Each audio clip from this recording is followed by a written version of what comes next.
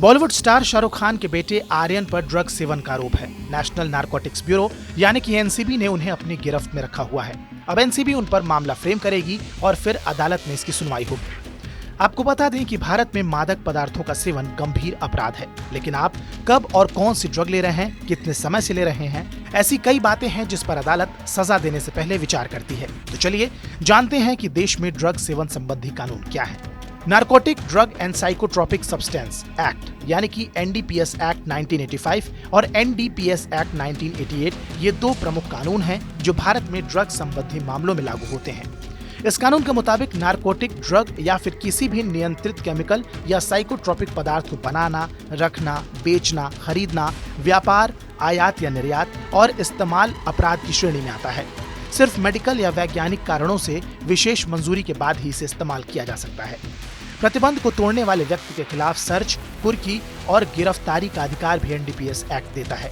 Cocaine से लेकर गांजे तक 225 से ज्यादा साइकोट्रोपिक और ड्रग की सूची है जो एनडीपीएस एक्ट के तहत प्रतिबंधित है। इनका सेवन करना या इन्हें रखने पर सजा हो सकती है। साल 2008 में ये व्यवस्था दी गई थी कि एनडीपीएस एक्ट के तहत ड्रग रखने के मामले में सजा ये देखकर तय होगी कि कितनी मात्रा में ड्रग आरोपी के पास पाई गई, यानी कि 1 किलो से कम तक का ड्रग्स रखने को व्यावसायिक नहीं माना जाता था। निजी इस्तेमाल के लिहाज से ड्रग्स मिलने पर आरोपी को 10 साल तक की कैद, जबकि कॉमर्शियल मात्रा में ड्रग्स पोजेशन पर 20 साल तक की सख्त कैद का प्रावधान है।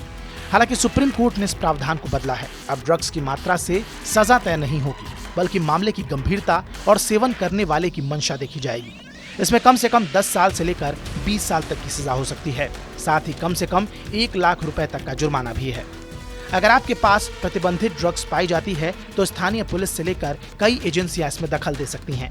ज्यादातर मामलों में स्थानीय पुलिस ही ड्रग सेवन करने वालों को या इनके अवैध व्यापारियों को पकड़ती है, लेकिन फिर इसकी जांच और कार्रवाई का जिम्मा narcotics control division, central bureau of narcotics, NCB के साथ साथ डीआरआई, सीबीआई, कस्टम कमीशन और बीएसएफ को दे दिया जाता है। कई बार ये एजेंसियां सीधे भी कार्रवाई कर सकती हैं, जैसा कि बॉलीवुड स्टार शाहरुख खान के बेटे आर्यन के मामले में हुआ है। इसमें एनसीबी ने खुद जाल बिछाया, फिर क्रूज पर जब ड्रग पार्टी शुरू हुई तो उन्होंने लोगों को पकड़ लिया।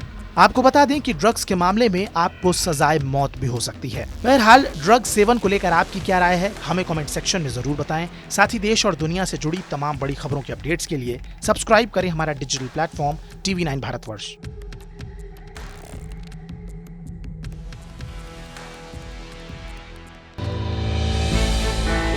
हमने की गलती फिर एक बार, कोरोना ने किया दोबारा प्रहार। मास्क, 2 गज दूरी, करें अपनी सुरक्षा पूरी। कोरोना टीका हम सबको लगाना है, मिलकर साथ समझदारी से कोरोना को हराना है।